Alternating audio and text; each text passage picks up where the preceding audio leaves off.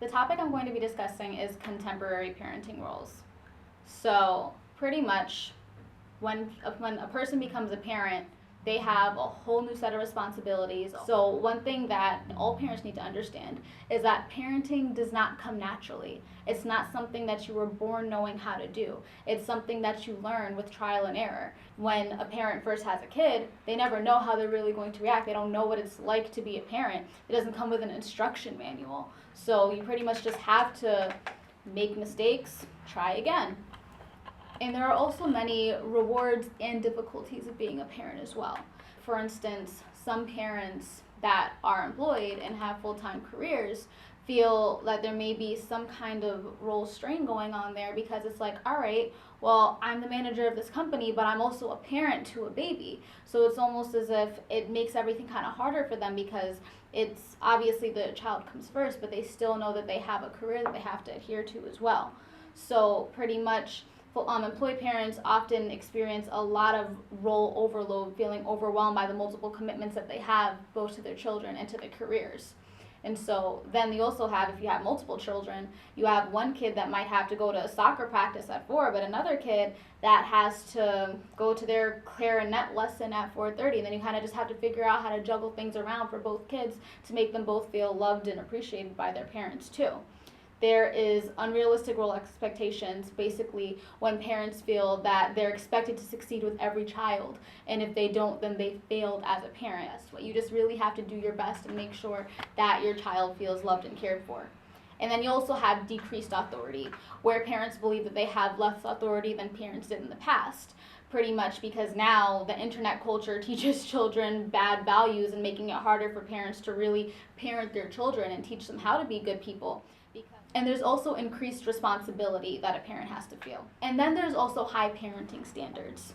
So parents are now expected to live up to a higher standard than that of the previous generation. For instance, now there are so many new diseases out there. There's so many new things online you have to stay on top of. Social media, like my goodness, Instagram, Facebook, Twitter. You have to know what's going on in the world so that way you can really know what's happening with your child, know what they're getting into. And there are many idealistic ideas about parenting, and then you have to think about the realistic ideals of parenting. In reality, babies require a lot of attention and they need all your time. And so one thing that I got out of the book was maternal gatekeeping. It's a mother's behavior that encourages or discourages a father's involvement in the family. Every time he changes the baby's diaper, she undoes it and rechanges it herself. That's pretty much conditioning the father to realize, all right, I guess she just doesn't want my help. He can end up backing up and leaving more of the work strain of the baby to be on her, and then she'll feel resentment towards him and her actions that she actually pushed him away. Hi, I will be talking to you about Page's development theory. Individual children learn from ages 2 to 7, their sense, feeling, seeing, smell, and taste. Children start to develop acknowledgement of imaginary friends. Age 7 to 11, more logical thoughts, solve problems, but can carry the next day. Ages 11, adulthood can work through hypothetical situations and generates possibilities. Okay, now I will be talking to you about the Erikson's theory, which is based on human development. Children learning to trust parents and caregivers, or lack of trust in anyone from ages 7 to adulthood. Trust and mistrust is from birth to 18 months, and identity confusion is from 13 years to 18 years. So now I'm going to talk to you about the Mead's theory of social self. Newborn infant is tabula rasa, which means blank slate. The infant interacts with people and learns to develop attitudes, beliefs, and behaviors.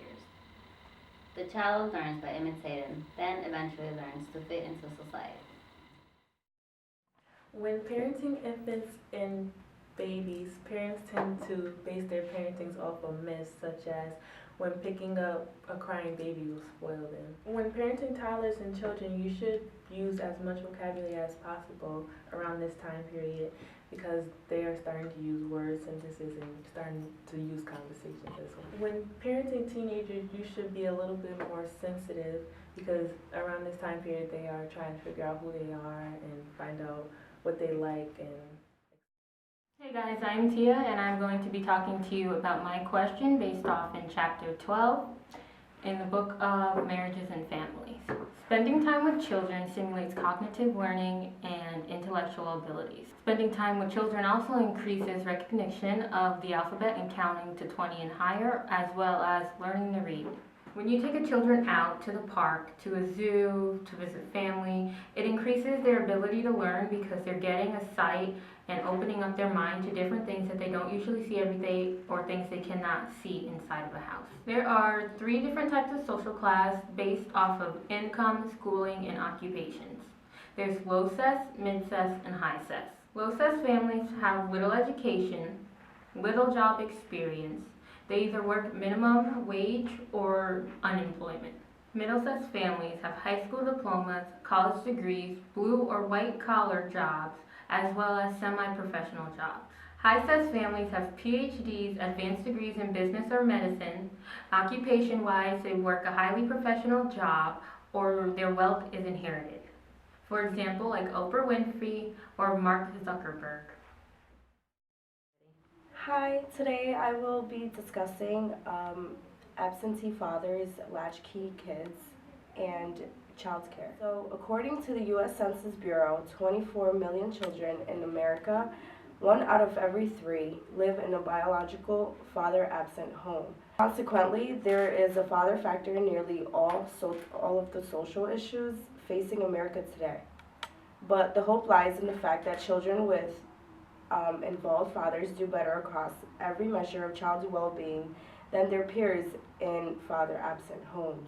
In a study examining father involvement with 134 children of adolescent mothers over the first 10 years of their life, researchers found that father-child contact was associated with better social, emotional, and academic functioning. The results indicate that children with more involved fathers experienced fewer behavioral problems and scored higher on reading achievements. This study showed the significance of the role of the fathers in the lives of at-risk children, even in case of non-resident fathers. 24 million children in the United States live without their biological fathers at home. And unfortunately, many excellent social service programs focus mainly or solely on resources for mothers and children.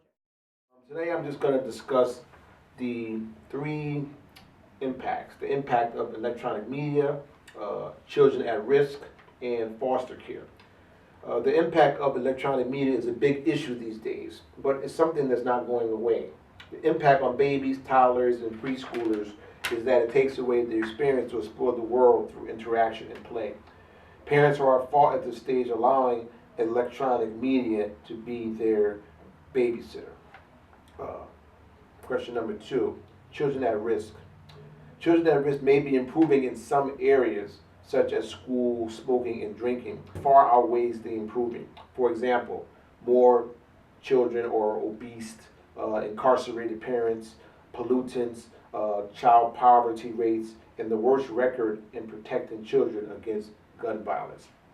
Number 3, foster care, in which adults raise children who aren't their own. Nationally, the number of U.S. children in foster care has decreased by 30% between 2002 and 2011. In 2011, 410,000 children were in foster care at some point. 104,000 were waiting to be adopted. There are setbacks, like some children have been waiting up to 5 years for placements, which is supposed to be a far less waiting period. Others run away as a result of being in there for so long. They tend to run away, to join family, friends, boyfriends, and as a result, by the time they're 18 years old, they typically tend to drop out of high school and don't complete, high school. And also for the women who, when they turn 18, it's like within 12 and 18 months, they're either pregnant as a result of this, this foster care. Good evening, fellow classmates. This is Group 1, and we will be discussing Chapter 12, Raising Children, Promises and Pitfalls. And as you know, I'm Jonathan. I'm Susan. I'm Tia. I'm Jackie. And I'm Shauna. Hey guys, the first topic we're going to discuss as a group are 4 different parenting styles. Each one of our group members will discuss a style in depth. Hey guys, so the first parenting style that I'm going to discuss is the authoritative parenting style. So essentially the authoritative parenting style is high in control but also high in support. So essentially these parents demonstrate that they impose rules and standards of behavior, but they're also responsive and supportive, which means they're more nurturing and they're warm as well. So pretty much they tend to use positive reinforcement rather than negative reinforcement when dealing with their children. They like to impose rules, but they also like to be fair as well. So like let's say if a parent has a rule and the kid doesn't agree with it, the parent is open to talking to the child about it if they have a valid reasoning. So another example that the book had given was, let's say if a kid wanted to borrow a car, the parent would say, okay, you can borrow the car, but I need you to pick up your sister from soccer practice or something like that. Come up with some kind of fair ground so that they're raising their children to be very well-rounded. One of the most consistent research findings is that authoritative parents produce children who are self-reliant, high achievement, they're very achievement-oriented, and they're successful in school. So they do say that authoritative parents do have some of the more well-rounded children, and they raise them to be very independent as well. Okay. Now, on the other hand, the flip side of that, you have the authoritarian parents, which is basically more punitive. It's basically, you do what I tell you to do, or else this is going to happen. The child doesn't really have any say-so, any bargaining tools. Basically, you do it, or this is going to be the punishment behind it. And usually children who come from this type of parenting, usually, you know, the parents usually suffer from some type of maybe some drug abuse, some depression. And the impact of that on the child is that the child later becomes belligerent, you know, he has in class is very hyperactive in class. So these are the symptoms of that type of authoritarian behavior on the child. The permissive parenting style is when the parental support is high and the parental control is low. And children who were raised in the permissive parenting style, wait, hold on. You could always edit that out. Yeah, are likely to be rebellious, repulsive, and to have behavior problems. Okay. And then the uninvolved parenting style is just low support, low control. They're not concerned about what the child's doing, who they're with, where they're going. If they had guests over, they'd lock the child in a closet. They wouldn't really be concerned of what's going on in the child's life or around the child's life. They're not there. They're not in the picture, is what an uninvolved parent is. As the child's growing up, they grow to be immature, withdrawn, or unachieving throughout their lifestyle, with having a parent who's not there to completely bend for them.